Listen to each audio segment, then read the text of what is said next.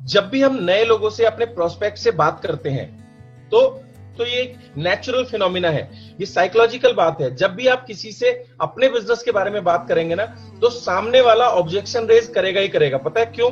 क्योंकि ये आपका आइडिया है, उस प्रोस्पेक्ट का नहीं है। अगर ये आइडिया प्रोस्पेक्ट का होता तो वो ध्यान से सुनता। अब आगे इस किताब में आप सीखेंगे कि कैसे आप अपने आइडिया को अपने प्रोस्पेक्ट का आइडिया बनाते हैं। इसके लिए हमें 4 कीज की टेक्निक यूज करनी होती है।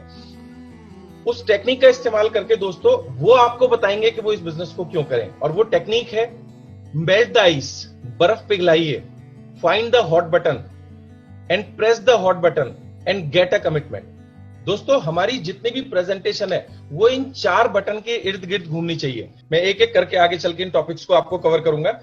आप जिस व्यक्ति को अपनी प्रेजेंटेशन दे रहे हैं, अगर उस व्यक्ति ने आपको पसंद कर लिया तो जो भी आप दोगे वो ले लेगा। लेकिन अगर ये आपको पसंद नहीं करता तो आप दुनिया की कितनी भी अच्छी चीज उसे दे देना, वो आपसे नहीं लेगा। तो सबसे पहले हम बात करेंगे फाइंड द हॉट बटन।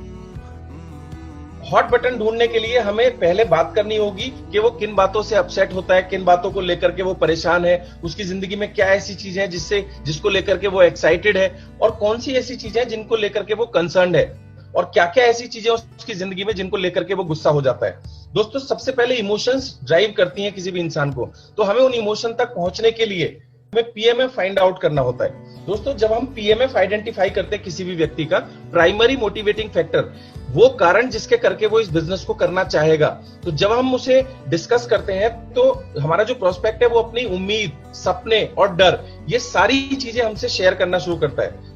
जब कस्टमर या प्रोस्पेक्ट बोलता है ना कि मैं इतना बड़ा घर लेना चाहता हूं, मेरे ये सपने हैं, तब जाकर के हमारी कहानी शुरू होती है। तो हमें नहीं बोलना, हमें कस्टमर से या प्रोस्पेक्ट से ज्यादा बुलवाना है। तो हमें उसका पीएमएफ निकलवाना है, उसके शब्दों में निकलवाना है। जब वो बोलेगा ना कि मुझे बहुत बड़ा घर चाहिए, तब वो सोचेगा इस बिजनेस के बारे में। आपका जो प्लान है ना दोस्तों, वो तो सिर्फ एक रास्ता है उसके घर बनाने के लिए।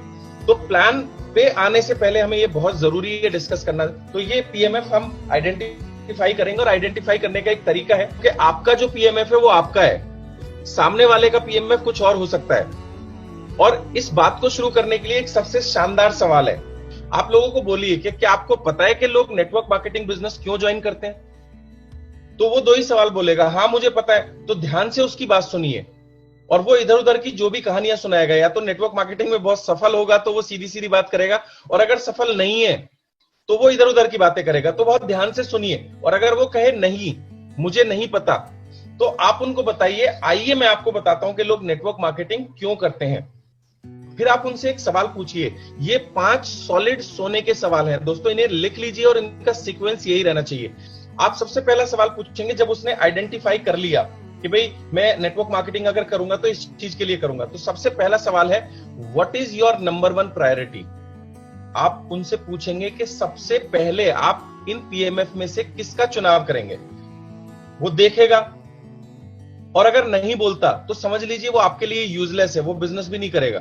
और अगर वो देख के बोलता है कि भाई मैं एक्स्ट्रा इनकम के लिए इस बिजनेस को करना चाहता हूं, तो आपका दूसरा सवाल होगा आपने उसे क्यों चुना। दोस्तों इसे इसी सीक्वेंस में करेंगे तो ये बहुत साइकोलॉजिकल इंपैक्ट डालेगा सामने वाले व्यक्ति के ऊपर, क्योंकि डायरेक्टली आप पीएमएफ को ट्रांसफॉर्म कर रहे हो। फिर यहां से आगे वो बोलना शुरू करेगा। तो आपको इसी तरीके से पूछना है कि आपने इसे क्यों चुना। और अगर आपको चुप भी रहना पड़े ना सवाल पूछने के बाद, चुप रहिएगा, बट उसे बोलने दीजिए। फिर अगर वो बोले कि भाई मेरे पास चूंकि मेरे खर्चे पूरे नहीं होते, पैसे की कमी होती है, तो अगर मैं करूंगा, तो मैं इस वजह से करूंगा। तो फिर आप उससे तीसरा सवाल पूछिए, why is that important for you. ये आपके लिए इतना जरूरी क्यों है। दोस्तों यहां से वो थोड़ा सा सीरियस हो जाएगा। 2 तरह के लोग हैं, एक नेगेटिव एक पॉजिटिव। नेगेटिव हमारे किसी काम का नहीं है, और जो पॉजिटिव है वो आपकी प्रेजेंटेशन में आपके साथ आ जाएगा। दोस्तों तीसरा सवाल जब हम पूछते हैं ना, ये आपके लिए इतना जरूरी क्यों है, तो 1 मिनट के लिए आदमी चुप हो जाता है और उसकी आवाज हल्की सी भारी हो जाती है, और वो या तो राइट हैंड साइड या लेफ्ट हैंड साइड या नीचे की तरफ देखना शुरू कर देता है, और वो अपने सोच में खो जाता है। और फिर वो आपको बताएगा कि क्या क्या दुख इस कम इनकम की वजह से वो और उनका परिवार झेल रहा है। कोई भी आदमी किसी भी काम को 2 कारण से करता है, या तो वो बहुत सारा पैसा कमाना चाहता है, या वो अपनी जिंदगी में कोई दुख और पेन होता है उसे खत्म करने के लिए कोई भी आदमी कोई कदम उठाता है। तो सीधे आप उसके दिमाग में और दिल के अंदर पहुंच रहे हो। जब वो बोले कि ये कारण है, मैं इतनी परेशानियां झेल रहा हूं कम इनकम की वजह से, फिर आप उससे पूछिए कि इसके क्या रिजल्ट आ रहे हैं आपकी लाइफ। मतलब आप उनसे ये भी बोल सकते हैं कि मान लो अगर आपने वेस्टीज ज्वाइन नहीं करा और आपको ये एक्स्ट्रा इनकम नहीं मिली, तो आने वाले समय में आपके ऊपर और आपके परिवार के ऊपर इसके क्या परिणाम हो सकते हैं। दोस्तों, ये सवाल पीएमएफ को एकदम से एक्टिवेट कर देता है। अगर आदमी ने इस सवाल का जवाब दे दिया तो ये बिजनेस उसका अपना बिजनेस हो जाता है। आपने अक्सर देखा होगा कि हमें डाउनलाइन के पीछे डंडे ले लेके भागना पड़ता है, मीटिंग में आ जाओ, प्रोडक्ट खरीद लो, कंसिस्टेंसी, आज लास्ट डेट है। ये पता है क्यों हो रहा होता है? क्योंकि हमने ये एक्सरसाइज उस डाउनलाइन के साथ नहीं करी। ये एक्सरसाइज करने के दो नतीजे होते हैं, या तो वो बाहर हो जाएगा या फिर वो बिजनेस के अंदर आ जाएगा। वो उसे बाबा या तो रेल में नहीं तो जेल में।